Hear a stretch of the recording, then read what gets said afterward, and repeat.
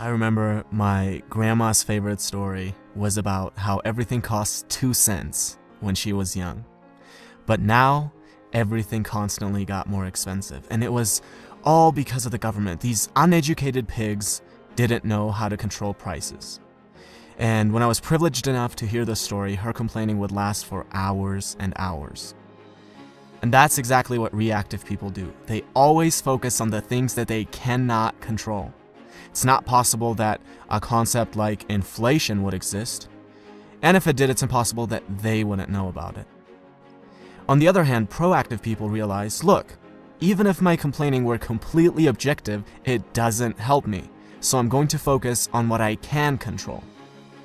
If a proactive person owns a business where he sells a product, instead of focusing on how people these days don't appreciate good products anymore and how the government has horrible regulations, he focuses on how can I improve my product so my customers can't live without it. Do you realize how much responsibility, how much dedication, how much hard work comes along with asking that question?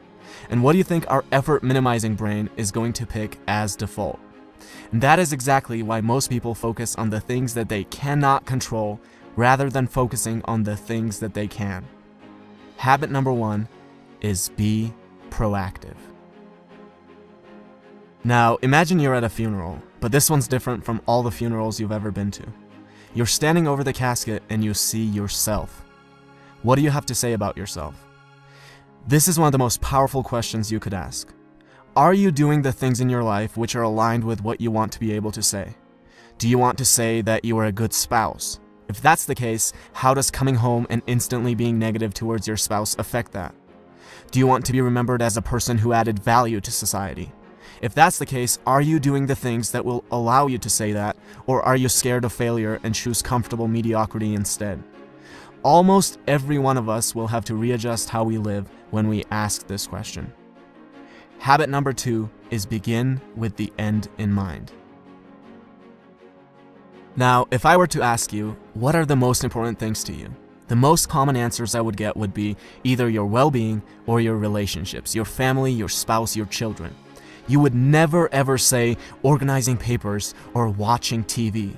But how many of us spend more time organizing papers and watching TV than planning our nutrition and going to the gym or cultivating a healthy family environment?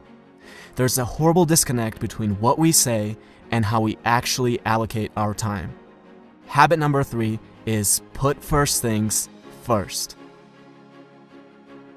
Now, imagine you're an author and I'm an author, and we both write interesting books, and we both have access to an audience of about 100,000 people. I read your book and I love it, so I decide to share it with my audience, and as a result, you now have thousands of people buying your book and reading your ideas. You see this and think, who is this guy? Let me take a look at his book. You start reading my book and think I have ideas that are valuable, so you decide to share it with your audience. And as a result, I now have thousands of people buying my book and reading my ideas. Notice how different this is from my creating a little creepy Amazon account, finding your book and leaving a bad review, hoping that this will deter a few people from buying your book, which will in turn somehow get them to buy my book. Habit number 4 is think win-win. Stop thinking of everything as a zero-sum game. For you to win, another person does not have to lose. Something I want my viewers to do is to subscribe to my channel. But you will never hear me say, well, I worked really hard, guys. I dedicated so many hours to this. Please subscribe. Look, who cares if I worked hard? Who cares if I've spent days creating this video? The real questions are, does it offer value to you? And why should you dedicate your time to subscribing when you could be doing anything else that you want? Habit number 5 is something that I try to use every single day with every interaction that I have and with every comment that I reply to, and it is this: seek first to understand, then to be understood.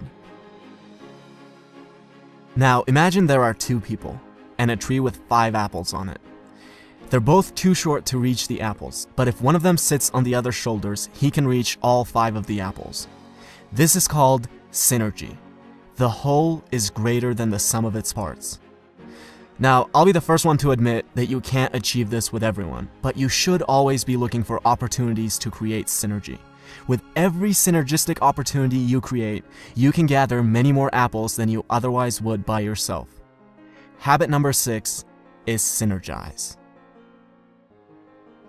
A man has been trying to cut down a tree for hours, and after a while his neighbor can't take it anymore, goes over and says, "You know, if you sharpen the saw, you'll be able to cut it down faster."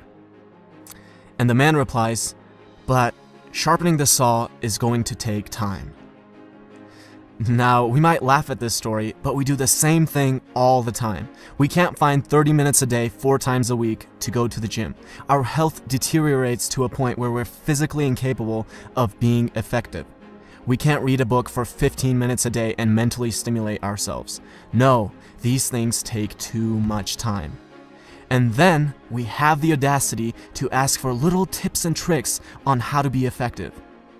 It's like telling your engineer, "Don't worry about the foundation, where can we get the magic bricks that will float in the air?" Habit number 7 is sharpen the saw. And these are the 7 habits of highly effective people by Stephen Covey.